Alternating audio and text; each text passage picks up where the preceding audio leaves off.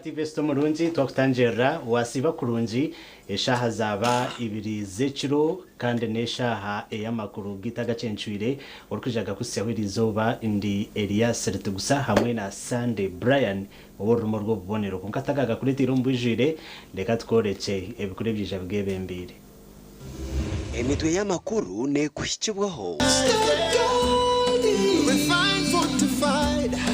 blended pure vegetable cooking oil, second best to a mother's love. Agacencwire kireki abana nkaga na mukaga bashemezibwe omuhealth camp etebekanizibwe obukama bwa toro ekintu ekyo twizire nikikibonza abo kwakitwonire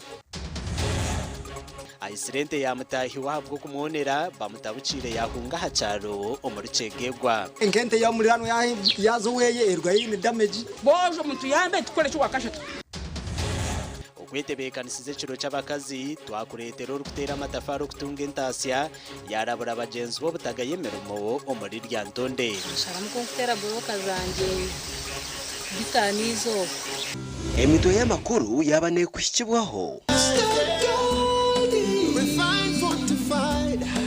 blended pure vegetable cooking oil, second best to a mother's love. Kare ntongera kutanjera omakuru gita Agacencwire kandi agutwakurundanira izoberi orukuzaga kusehondi Elias Rutugusa hamwe na Sunday Brian no rumi orwo bonero abana nkaga na mukaga nubo bashemezibwe mu nkambi y'ebyamagara ehendira hizoba erya nyuma abazyo ahirwa rukuru erya Fort Potro aba babire no bakora abana bine ebiteje ebigere bicikami bone infections hamwe na nebindi bingi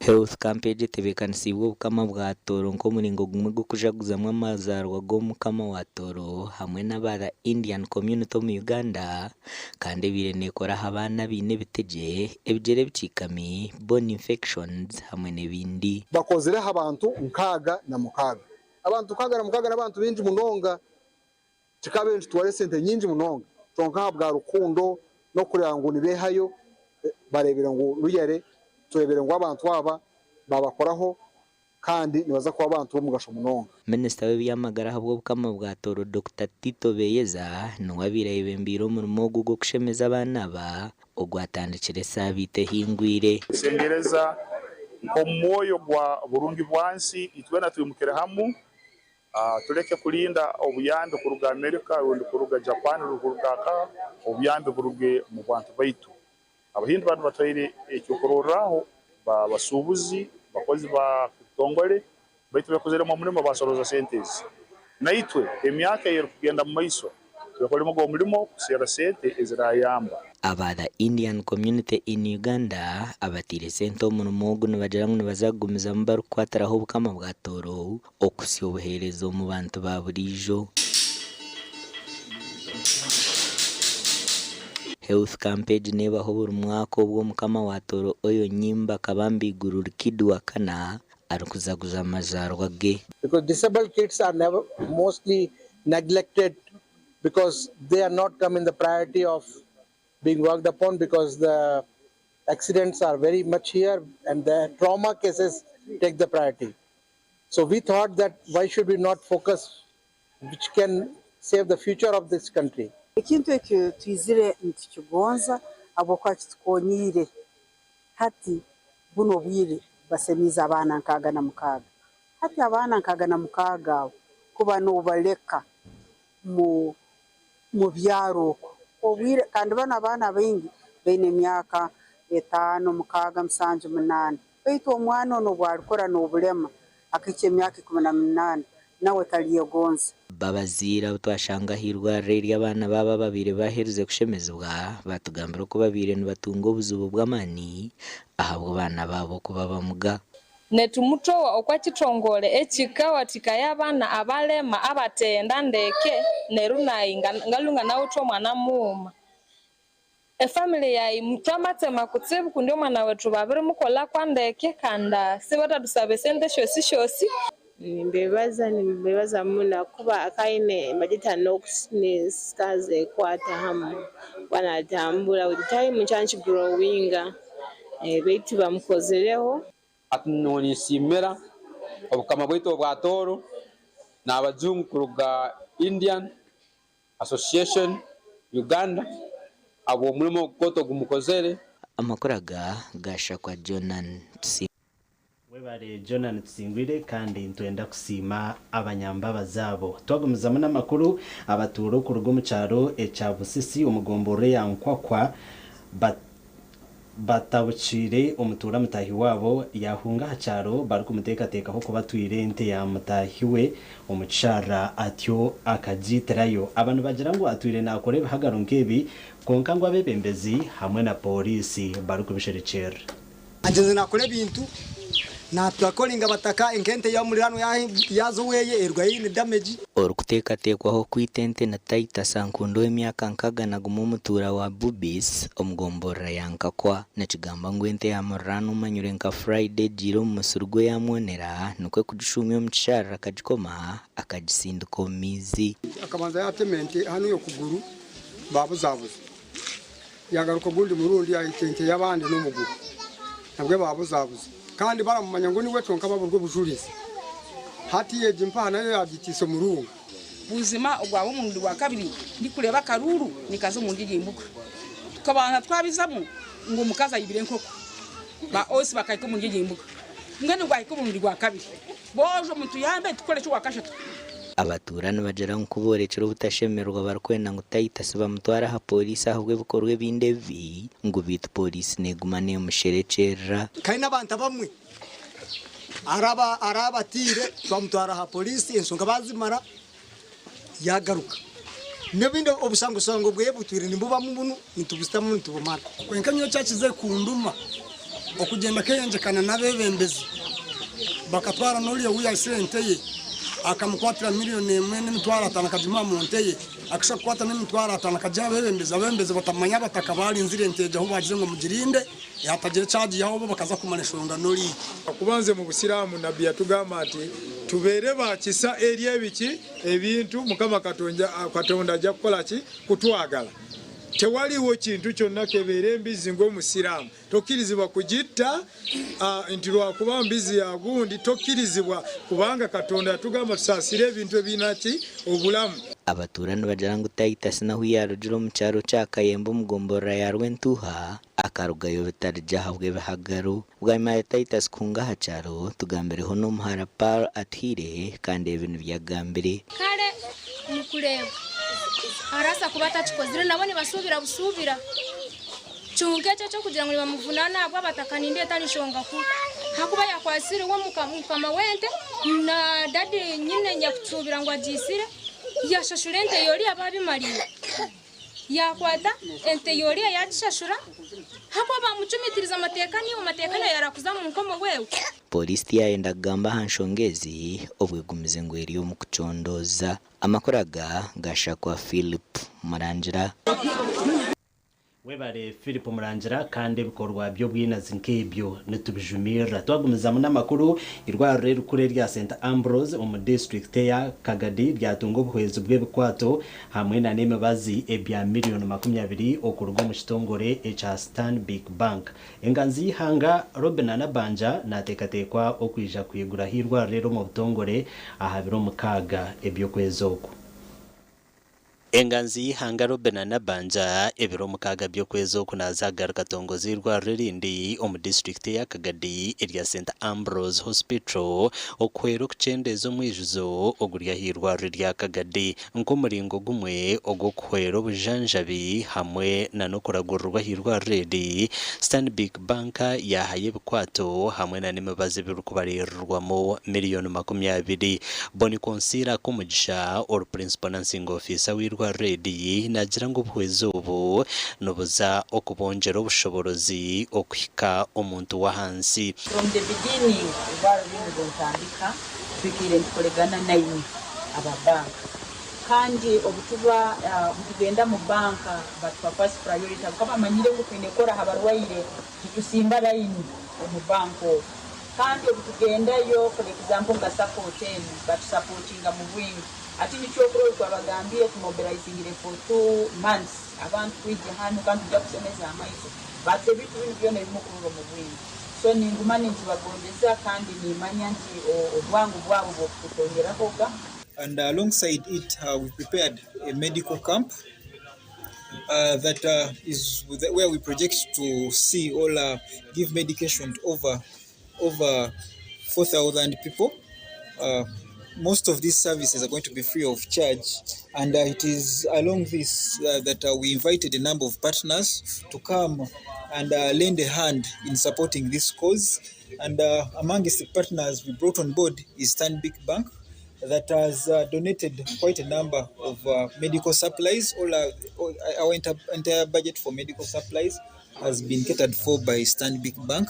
Saulo Magembe omujwecherwa wa Stanbic Bank nagira ngo batunga umugisha ogukugaruza abantu ba Uganda na munongo mbyamagara. Magembe nagira ngo bagenderiro kureba ngo abantu bina magara marungi otireho na no kwimuse byamagara mu district age. We are excited to be here this morning, and I believe it's a unique opportunity for us to really create impact in a community where we serve. We believe that here right in Kagadi, in the center of Kagadi, is our home. And as a bank, the onus is on us to drive the growth of this community. Why? Because when she was speaking, she hinted at the fact that these supplies cost 20 million shillings. But I think for us, the real impact is not in the 20 million. It's actually about what these items can actually be able to do. The first suspects of outbreaks screened at St. Ambrose Charitable Hospital now, because this gives us strength to serve the community comfortably, and this gives us a credit because of our IPC level that we maintain. Take 2012, the Ebola outbreak, we started with us, and we thank God that we did not lose any staff. Then 2020, during the COVID outbreak, still the first suspects were at St. Ambrose, and we thank God that God has helped to take us through. Irwa Redia St. Ambrose Hospital rekatunga idara lya hospital kwenda kwimusya obuherezo mbyamagara bwa nyuma y'umwijuzo ahirwa rerukure lya Kagadi District General Hospital. Amakuru agagasha kwa Thomas Tumwebazi.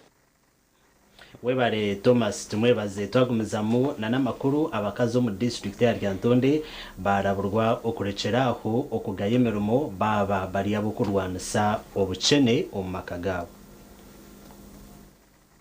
Omumbozi ya keherero eitwakorera kirombe kya matafali omurikaliro zone Ryantonde Town Council niyo twashanga tuhire Sharon omukaze manzi omukusherura sente okurabira omukutera matafali. Kabanza kora emirimo yo gukora mbone kuzanka mu hoteli kora bakakushashura enkumina orunaku kandi nyina abana ngenda kurya ngenda school fees ngenda rent harengwe enkumina ziruza kumara orunaku nashara mu kutera boroka zanje bitanizo mbona kujiguza mbisi nimbani nziguze mitware ibi natera rukumi nimbani nziguze mitware nazo kizi. Sharon aine myaka 20 y'obukuru kandi aine abana bana hazataine mushija ekyamujemeserizo kwejumbiro mu kutera matafali ngwareke kukozesebwa no kushabiriza n'abana bana mushija kare mushija ka Noko nda sente zakameza abacyara nimba haburo kora munonga abo kuba kwaza kurinde sente zakameza to kubasa kufuna byone byo kwetana. Ogunagira ngo burizoba natera amatafari agarukweshumbo muri bitano okugaruka higuru okurugiriro kubwashesha.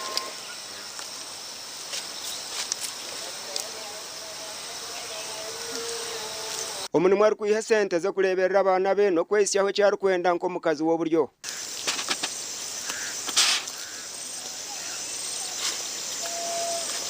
Ngubonira ko hano guha sente woyi namani gawe no bokuboryo mucyara cyane kizibu kifuna mitu ujya ngo twine ka sente shanga no funo muhereza akakuhereza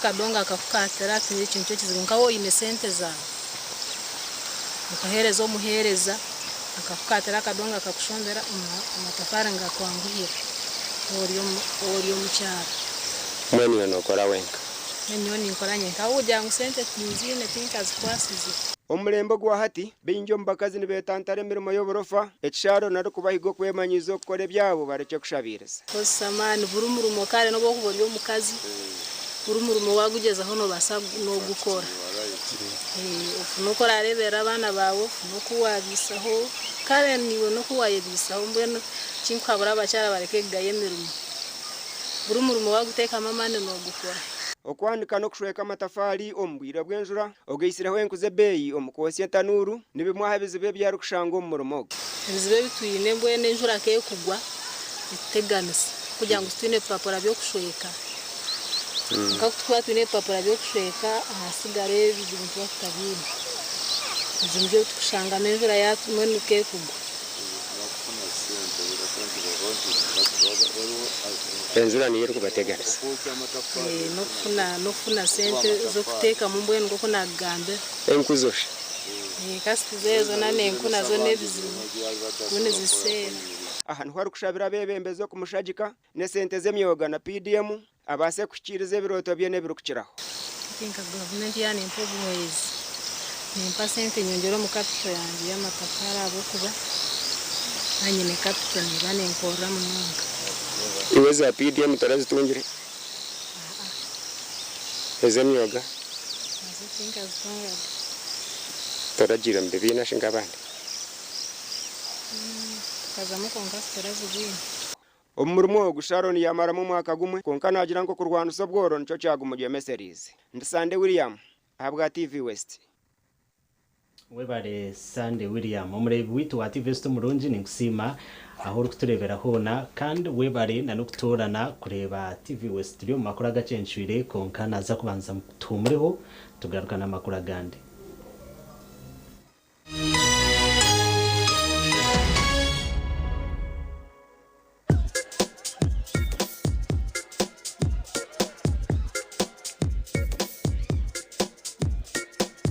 Are you in panic?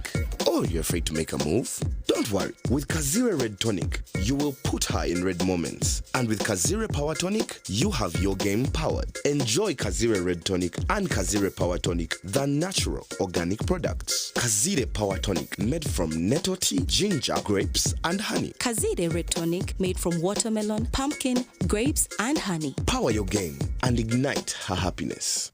Skylight Hotel, restaurant uhereza bwo muremba muri Mbarara City. Ahi barukhereza breakfast, ngakatogo, omelette, Rolex, shumbusha, chapati, chai yamate, eyo mukaru, akatunda ko murembe nebindi. Bineona chamushanere kutandika shamu kagazi hangwe. Nibateke nkoko, embuzi, ecanyanja, muchamo, obushaza, akaro, ekitoche, echozi, emondi, greens, obutura, eshwiga, kandi echo kunywa. Nichigenderaho. Hey, manya bino buraro burunji bwo murembe. Aha beyi nunji kandi warara Skylight Hotel Mbarara City. Breakfast ne yabusha bine rooms eziri self contained DSTV security rije kandi parking ne yemarira. Bine bara yo murembe. Pool table, sauna na steam bath hamwe na conference hall. Skylight Hotel ne shangwa omuri Mbarara City wahingura kace aha Vision Empire oruguto rwatora katete. Ijukangu nibo ba director ba Skylight Hotel rukunjiri ebirukiraho tera note mushanje mwenda 18 58 38 ninga note mushanje note mukaga 36 36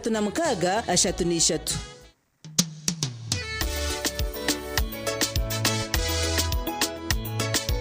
Manager ogito wagito konka batumu kidara kabatakagiremo MC takiziri DJ atumwe na wiring ebyoma tugumisize shanki ibiri bantu mareka turgo muzano tugume twatesha twagamba shamushanju zibe shamushanju tikizana ngo okushara cake ni shamushanju nizeze nyine byo ni shara cake tukazakunywa mbogo nawo pesi yona nesente konga tanywire mbogo nikushekerera nikuteganisa wenda ngende mbogo yoka oyine mbogo kanaba mulungi ayibambe nekorera ayimukama wanje okagaruka meshara zanje best friend wafe MTN yo yadala gamba ti best friend MTN yo yadala nyo tutandikidde Kampala naye tugendagenda mu ggwanga lyonna nga tugaba school fees wa mwaka mulamba. Twebaza Omukama okuba nti nno atuwadde omukisa guno ate ne MTN okuba nti esasulidde omwana fees ez'omwaka omulamba ebe tutikudde omugugu era kuba sente ezo ziba nyingi nnyo. Sasula school fees ng'okozesa Momo. Onyiga *655*80# ng'osasula school fees w'omwana wo, essomero nga liwangula school van, naawe bw'oba kwegamba nga embeera ekukuttemu ng'ofuna school fees loan. Weewaawo.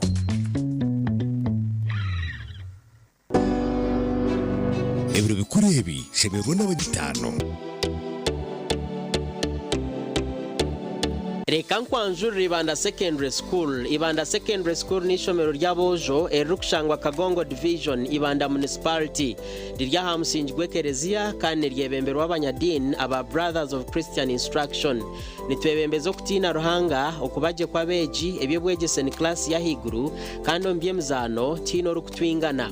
Nitsima abazire abeji abegesa n'abebembezi b'ishomereri abo kora kurunje bigezo ebyihanga buri mwaka. Okwika harurengo rw'ihanga ombye mzano nka football, volleyball, chess na basketball kandi bakaikana harurengo rwa East Africa ombya debate. Nitsima old boys ahabo kukunda no kuhagira ishomero bakatwombekere cyayi cyo murembe kandi ntubakira habwe bye mzano yabo eri kuza kuhendera ishomere birabiro na kimwe kwa kasha 2026. Turiyo ntitebekanisa kujaguza emyaka nkaga kwihishomerere ritandika ronchi nebiri 12 omukwa mukaga 2026. Ikintu cyo kunywa aza mwana bategerize ubundi konka mwana mazumo rya hano bari bategerize mu mbagano mangwe shazakiri wansuko mu motoka riyo nenyusi yo gwija kunywa mucyara unam utatinda ndenda ngubije bakuroze hakunandanywa uriye cyatuma naguma hano joka mufundurira kahurire Okamwana tera chairman wembaga atongeze binako kishahemu ito twe tuyon tuno diplomat akatuka kanusira hanga wanje ukanyiha ambi mucyara nabagine diplomat ebindi byayenda bireje bigende nabagine nintere ekorwa ba diplomat habo America Limited ekoze ko mu mugusha entangawuzi inanasi ukochi ihamigwa ba UNPS.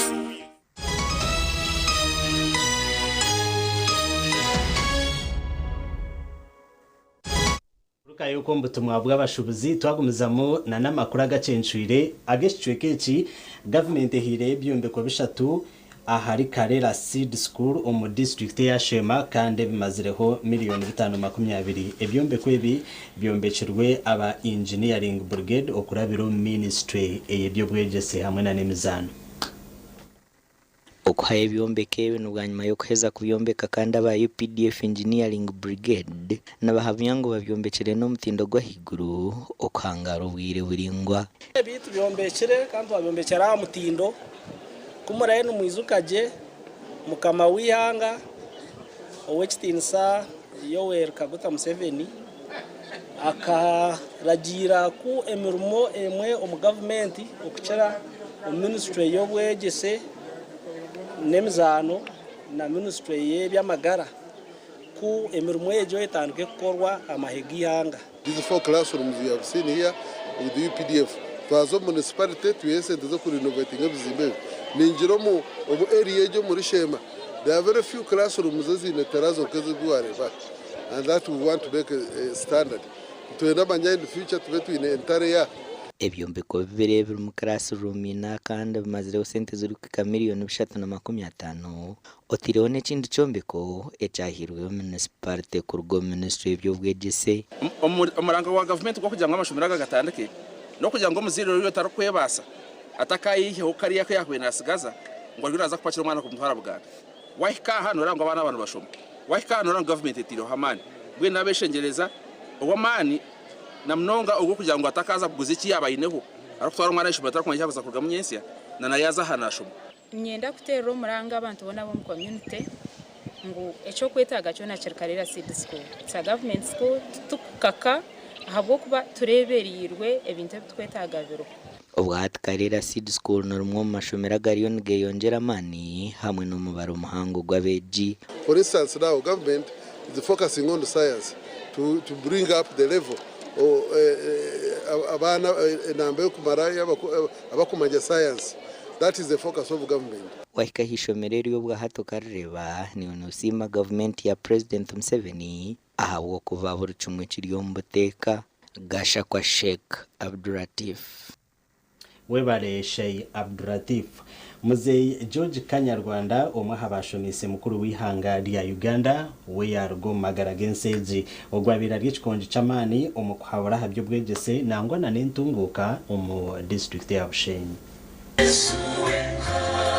Mzee George Kanyarwanda enzarwa ya Nyaruhanga karo omugomborra ya Kizobo muri Bushenyi nomwe habashomise President Yoweri Kaguta Museveni ari cyamate primary school omuri Ntungamo kandi yargo mu magaragenseji.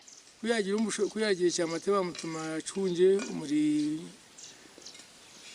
Nyabare kandi uko ni yagira nya cunje na humura akazumbi kushubura kuyagira umbi kushubura mu Kanyarwanda ogwe George yaza omprotexi mbibwe bembezi yija yabugomborra mu kuyagiramo y'abacyamani yogomborra yabumbire na Kizoba kandi ubwo umwagwa mu Rwanda nishanju na mwenda uyaza umugomborra yabumbire nko mu bembezi wayo kandi ubu nubwo twabituriye no mu rutaro rwa bindu binga amini mbona ko ubuyise President Museveni yayibimbire abazahuzi abazahwire barutwiho umukono ya government ya amini kamtwaro rwa Rominzi abo kubanyoni tura hanawe kanje yona tura hanawe so tubatujaje aba tukamutwara bara refaro twatwara kayo na nubwo kwasobeje weekend twara rentu abatujamutwara kayo.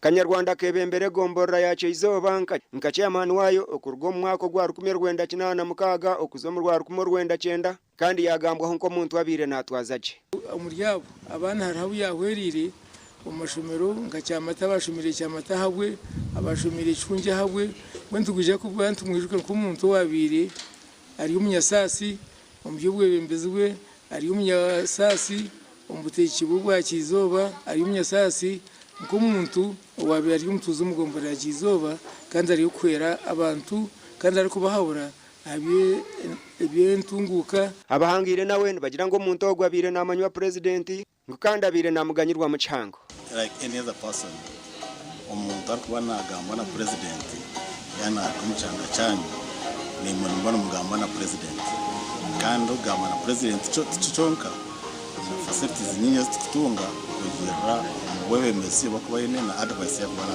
Mzee Kanyarwanda yafa kusheshera izoba kandi yafero myaka 93 haza ayisirwe ndwara ya pressure na ulcers. Gasha kwa Onesimus Ndianabo. Webare Onesimus Ndianabo agona makuru go busasi mukama omugenzi amuhereze cyhumuro kirungi twagumiza n'amakuru government kurabiro ministry ebyo burambuzi eyehire yo kutungura ebyo burambuzi omwirindo ry'enyamishwa area Rwenzo Mountains National Park nkagumwe aha miringo erije kureta entasiya yihanga yayiyongera ebina n'ibindi bigambirwa ubu aba ministry babiri bacingaho umushomo gw'abatu wa guides omu district ya Kasese. Omushomo gw'abarukurambuza abarambuzi shomesibwe kuba kubasa kuhereza omurambuzi obuyambo bwo kubanduzaho yamara kutunga butandu obo yaba ryo mu malindiro g'enyamishwa okukora emirimo yabo n'emicwe. As a ministry we made a deliberate decision to invest in the people who are at the heart of mountain tourism in Uganda. Our guides, rangers, cooks and porters. These frontline workers shape the visitor experience. They are responsible for safety. They represent Uganda to the world. Newton Hachiza, Senior Monitoring Evaluation Officer, omuli Ministry y'ebyo burambuzi kandi obirejo ekirwa muhandi wa ministry nagira ngo ministry shazire mu kutendeka aba nkaguma mulingo gulije kubahwera okulinda magara g'abarambuzi. As a ministry we recognize that global competitiveness in mountaineering tourism rests on 3 pillars: strong safety systems, The first one is strong software systems, professional leadership, and internationally aligned rescue and risk protocols. This program was designed specifically to strengthen these pillars. One day you die, you will go with all that wealth to the grave. Let's pass on the knowledge. Let's not be mean. Everybody around us. And that is exactly what the ministry, that is what Uganda Life Authority is trying to do, to pass on the knowledge. So it should be a chain. We are really happy for it, and it is going to help us in our fields. We who are already in tourism industry. We have acquired a lot in first aid and GV and customer care. We have been in tourism doing this activity. Sometimes we have been doing what we call common mistakes. So with this training, it has really helped us to renovate the way we have been doing. George Businge, or Senior Chief Warden wa Rwenzori Mountains National Park, nagira ngo nango omuhendo gw'abarambuzi gweyonjire ahabwa ministry kugumana ekole ebintu bingi omwirindiro eri. Increasing the number of visitors. And we partly attribute this to infrastructure problems. I've already told you the figures. 2023-24 we had 7,703. Now 2024-2025 we had 10,483 visitors coming to the zone. Abantu bakorera mu irindiro ry'enyamishwa erya Queen Elizabeth National Park kandi eri ni rimwe omu marindiro g'ihanga amahango. Gashakwa Gilbert Muhanguzi. Webare Gilbert Muhanguzi twazagaruka tuhumureho tugaruka n'amakuru agandi.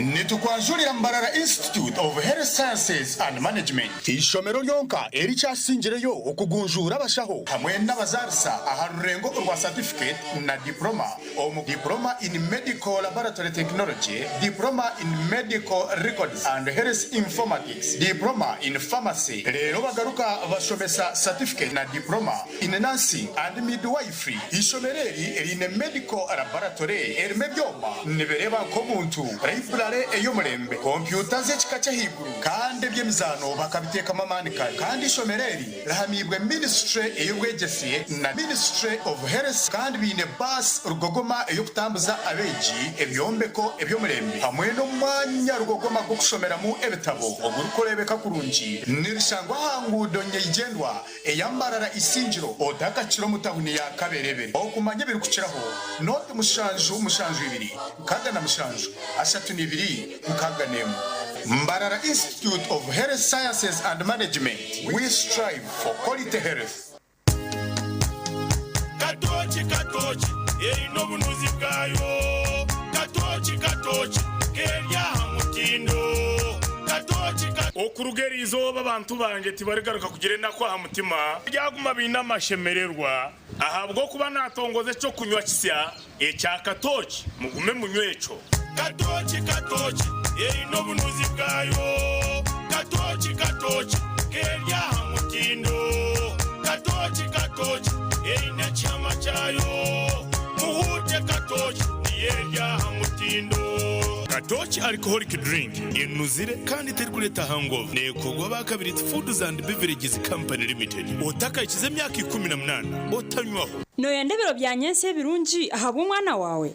Chinon High School erukushangwa haruguto rwambara kabare nico kigarukwa mu cyawe. Bino bwegeso bumutindo bine ona A level omashomaga arts na sciences. Enshomesa yabo netebana na curriculum mwensya. Programs zabo nizitebekanisa beji okwika kurunje buzo no kurengaho bakaba basinguzi ombyamagara agabwa nyuma ye class. Chinon High School bine ibiciro ry'ebitabo library ejiro bwenje obwo kubuture byo kuchondoza abeji okoshomera habwa bonka laboratory erikwera abeji okangahanga ebisya nebyoga abashomesa batende kigweje kandi behireyo ahabwo businguzi bwa beji okwandika beji nikugenda omisho kino high school neshangwa Rwampara aharugutonyijendwa orwambarara kabare hihi na Rwampara district headquarters esimu notu mushajoti 2 kinana nemwe kenda nishatu 13. Mommy, yes, at school abalala babane everyone crunching nange ku mulimu nga nkola when I'm watching my kazanyo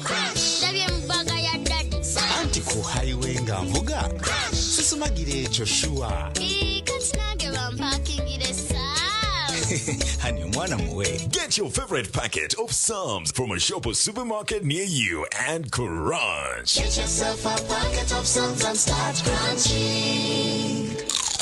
Psalms, taste the difference.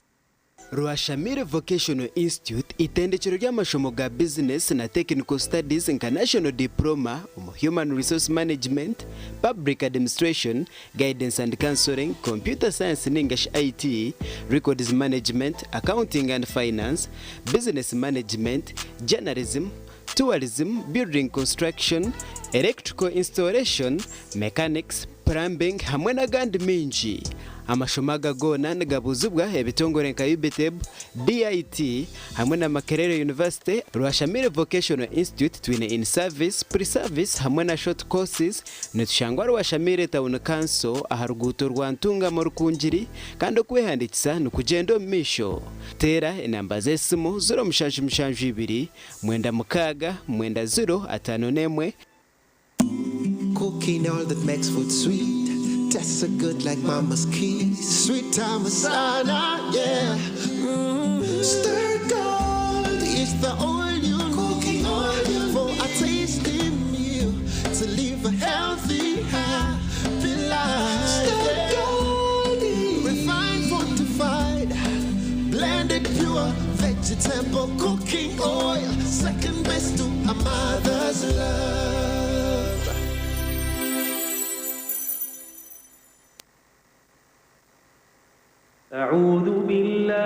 In this sacred month of Ramadan, we reflect, we pray, we give, and we rest. As you observe Suhoor and stand in Taraweh, may your nights be filled with sakina, your du'as be accepted, and your heart overflow with shukr. Let resting on rose foam mattresses be part of your journey so you wake up refreshed, ready for another blessed day of ibadah and kindness. Ramadan Kareem from Rose Farm, a world of beautiful dreams. Ishomero chebembira gandi gona omunkumi 2026 ni St Karemba Secondary School Villa Maria. Nirishomesa abojo n'abishiki kandi bine day na boarding. Abashomesa batendekireje ebyo kurya no buraro bw'abeji bibonire mnonga. Ishomero ryo mu mwanya gweherire ekiri kubasabeji okukora kurunje mu bigezo byabo. Ishomereri riyine na washing machine ekiri kumanyisa ngo abeji tebari kuteganisibwa koza emyenda.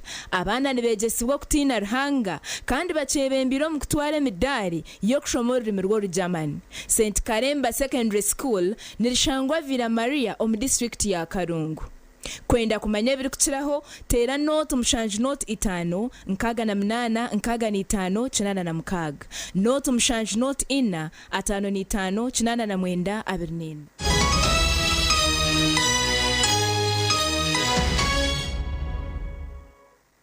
yuko mbutumwa bw'abashubuzi twagumizamo na namakuru agacencwira geshwekeki abari isoko rw'umugomboro ya Cyabujimbo mu district ya Bushenyi hamwene ya Canjenyi mu district ya Shema bahingwize okugezaho na nagabugona okurunda bababire batwire nababiterente mpaka aho barababonere.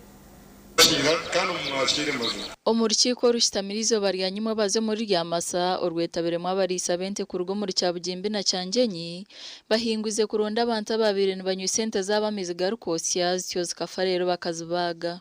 Nani mushima namukuru ariyo nanywa nani mucwetereza bona cyutasugara ati monere mumuntu mukono we batagaruka kwiba mumwaze cyo batagaruka kwiba mumuntu mu government kandi government koko muri sa yagamba cyimana rusisiri tongere ibintu ebi kujumira ati bentiferwete tuzakwita no yihawe turukurebana nyowe ente kuzibenza fa 12 musime mwineke mirembe mwabe nabanza kubaga kata karwire ite twagitini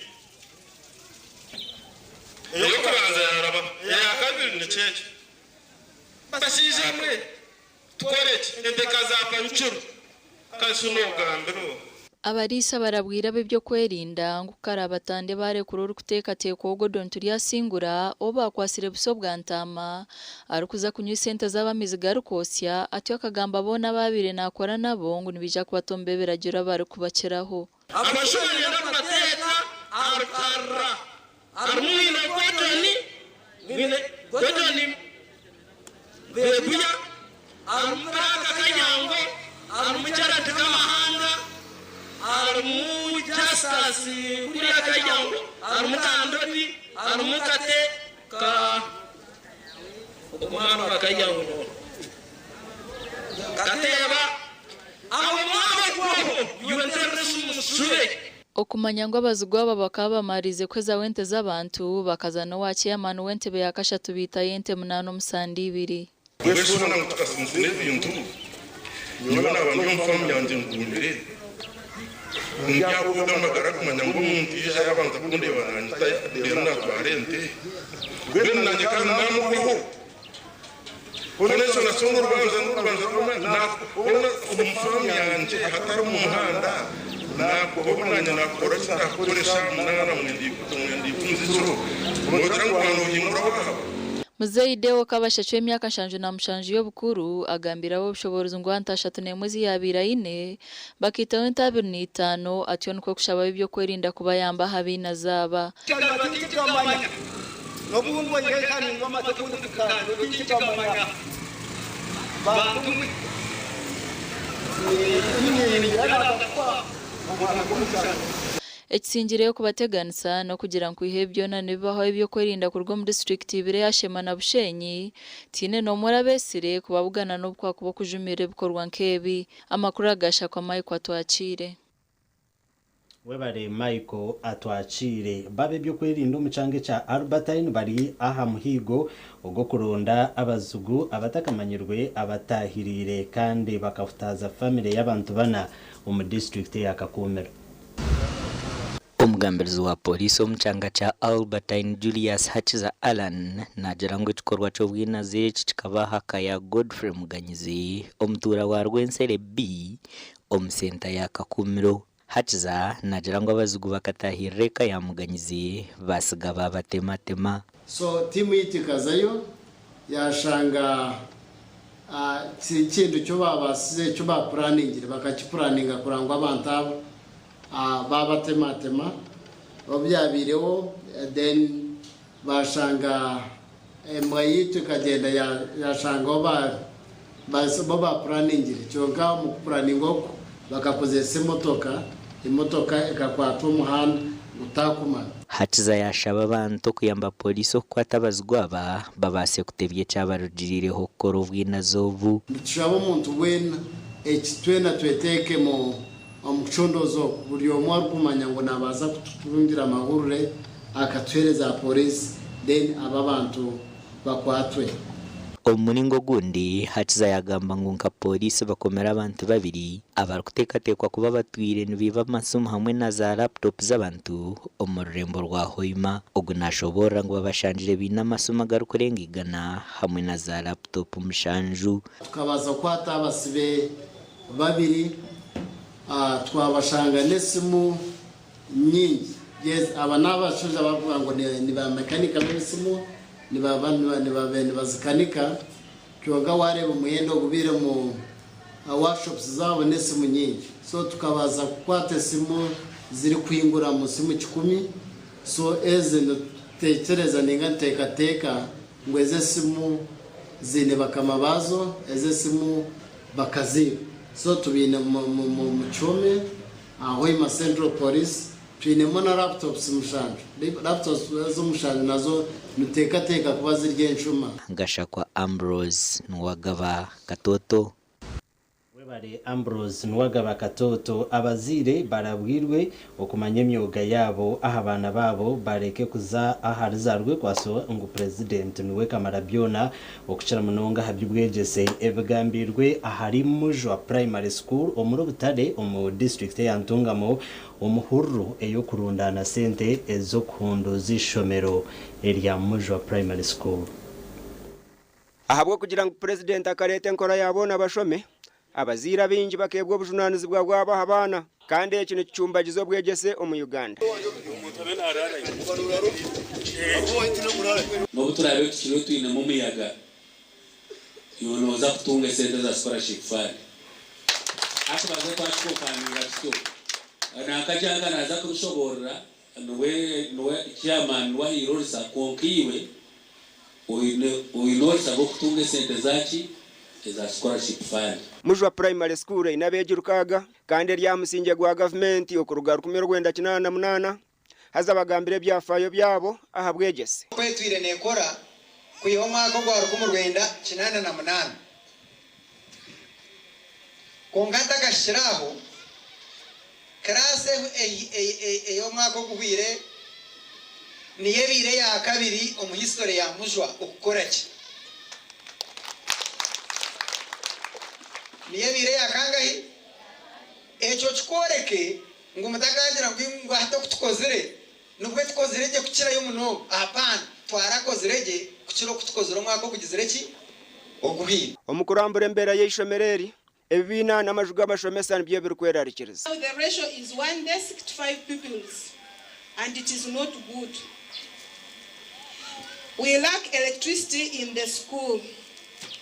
We have congested classrooms, incomplete and dusty classrooms. Atongana okushitamo mu chuchu ekitabo nicho nishiki. Uniform nene shiki. I think we need to improve on that. So twine chai Mr. Chairman chai kiri hifa nene ngo twenda kushitereza kuba tubariremo bajya mu miliyoni 15 abakirizeyo kushagika ebyo bwegese omucanga nabeja basingire bya PRI basimirwa n'ebihembo byo mutano.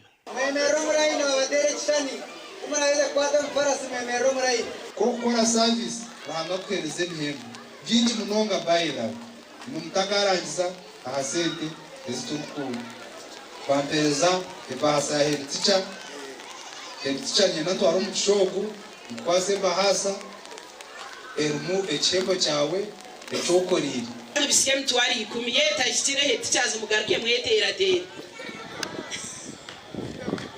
etichaguma no bara kwera biku mungambere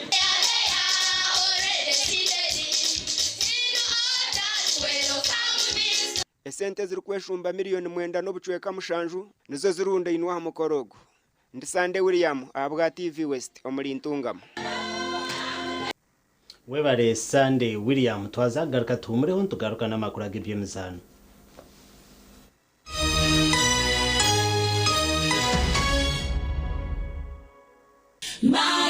The Antode School of Nursing and Midwifery ni Beverage bwena abaheriza senior ya 8 ya mukaga kwisha kwehanditsa habwa amashomo ga certificate na diploma ombunasi obuzarsa na lab technology. Omwejero kwenda umwanya oshemere kubushyikiro kubara n'orujungu hamwe n'ebya science. Iwe kwenda kushoma diploma oshemere kuboyine certificate of nursing na midwifery kandi omazire myaka 2 mu field. Buri mwezi na hawo mugisha go kushoma gani mashomo ga teknolojia kumwongera mugisha go kuhakanara nyensia nka scanning na sonography, lab technologies, business na vocational skills na byo bitakwibiri. Basaries zichiruho mugiro bwira. Eishomero nirishangwa rya Ntonde haruguto rwa Kampala mbarra kandi kumayibiri kukiraho terano tumushanju 8 mukaga nshanju ni 3 nshanju ni 5 ashatu na 1. Start something new, something uplifting, something so effortless and golden. A thirst-quenching burst of sweetness and multi-flavor. So rich and full of memories. It's 100% taste, 0 alcohol.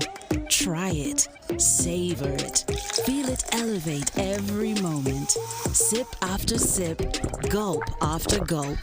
After all, Life's about turning ordinary thrills into golden chills. Start something malty with the new Evervest Malt Apple and Pineapple. Try the burst of sweetness and malty flavor. It's 100% taste, zero alcohol. Available in a shop or supermarket near you. Evervest Malt. Make every moment golden. Evervest Malt is from the makers of Pepsi Cola in Uganda. At Avance International University, we offer various courses in business, education, humanity and social sciences, information technology, journalism, nursing and midwifery, plus complementary and alternative medicine. The school is equipped with a well-stocked library, computer lab and different science laboratories for research and experiments. We offer full and half bursaries for students who apply in time. Enjoy a cool and magnificent learning environment with a touch of professional and internationally recognized professors and lecturers. Enroll now for your degree, diploma or certificate studies. Contact or WhatsApp us on 0700 670 691. Hati mchara wanje mwami numanya abana nibagaruka ya ishomero kandi ibintu bikiri kubi aho washota kutwara icweka cha fiza ishomero rya junior rireze moto tukazishashura bwanyuma mwami wanje abo acita kushashura ntkozisa momo no tukutungira umugisha gwo kwangura school fees zo mwaka gwona nebindi konkana bwono basa kushabaroni ya fizi obwe n'amashomero agacejumbire ndige basa kwangura school van Namazuma singura school fees yo mwaka gona nebindi binji tunga binji ahabwa momo na vani yishomero ahabwo kwejumbiramo no basa no kushabaloni eya school fees echawe nyiga star emwe mukagitano star munana noti hash ninga koresa momo app.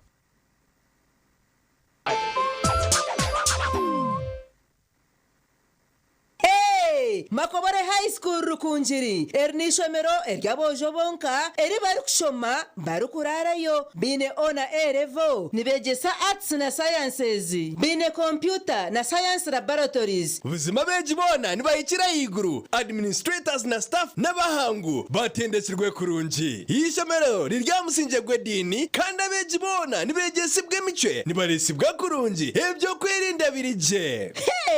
Makobore high school nishomero erukunda ebyemizano nka football, basketball, volleyball, handball, otebirwe nebya music, dance and drama. Makobore high school twehireyo okubasa kushomesa omwana w'omwojo akaba wo mugasho nyensya nirishangwa rukunjira municipality aha mushozi go bureberezi obwana Kigezi diocese oburukwebemberwa Bishop Onesimus Asimwe. Mureta beji emyanya takahwireyo moto yabo ni Ascendimas ebiri kukiraho tera noti mushanju notemwe nkaga ni 5 noti ina hatano ni 3 ninga noti mushanju 5 nkaga na mushanju anana mwenda nshanju ni 3 ninga noti mushanju 82 nkaga na mukaga hatano ni 4 makumyana.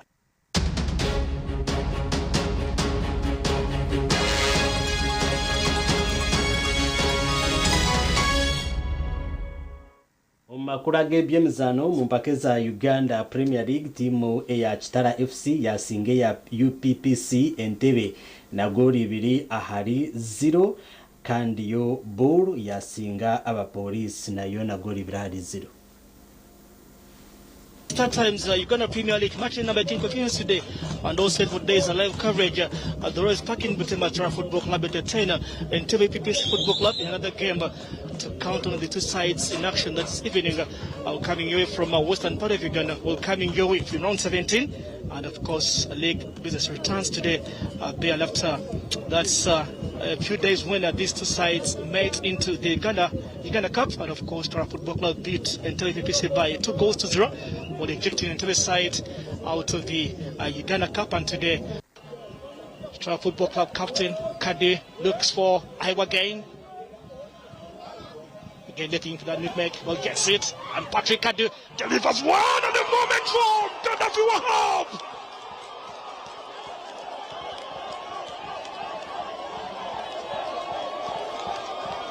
Chitara Football Club lead again. In a space of only 7 days, it's their third goal against the Printers. And see what that goal means to the Chitara Football Club fans. He celebrates in front of the cameras. He celebrates in front of his fans. Because Wahab Gaddafi has now scored 4 goals in the Star Times Uganda Premier League.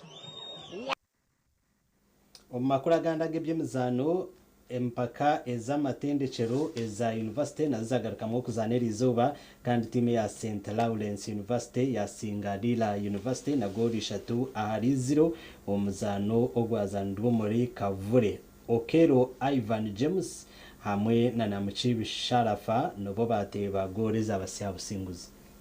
That clearance. Another cross comes in from St. Lawrence. Not good enough. Another one. Goalkeeper this time does a much better job of just holding on to it. Sprinting happening down that's here. That's a good bowling, and that is a third goal to seal it. Sharafa Mushibi, what a bowling. And the big number 9 celebrates after twebaza Katonda olwa result. Nja kwebaza abalenzi ne coaching staff wamu na administration ya St. Lawrence University. Ndowooza result nnungi okugenda naye eggulu nga tugenda mu mupiira ogusembayo mu kibinja. Tujazimbira okwo ebingi ebinyo byokukola n'ekiva ku budde butono bwe basambye nti ogenda okwesanga nti format eno etukosaamu abalenzi tebafuna playing time emala kati tuli mu second round twakasamba match yakubiri naye kyemmanyi with time tujja kwongerako bingi ebyokutereeza. Performance yange kuyingira mu second half nebaza coach omukisa gwampadde nga Katonda yasoose nebaza coach omukisa gwampadde kuba bantu bangi badde ndi mupya ku St. Lawrence nakajjawo semester ewedde naye musanze wabakadde bangi. Yes wabaddewo difficulties naye alhamdulillah nsobola okubakola ati nga nzija yadde aba experience wabaddewo aba inexperience nga bangi naye Mungu ayisiriza mu coach Davis Nono era mwebaza. That clearance. Another cross comes in from St. Lawrence. Not good enough. Another one. Kale agonugo makuru agutwabasa kurundanira izoberi kandi wabanaga kuseho Elias Rutugusa hamwe na Sunday Brian no rumo rwo bonero itwe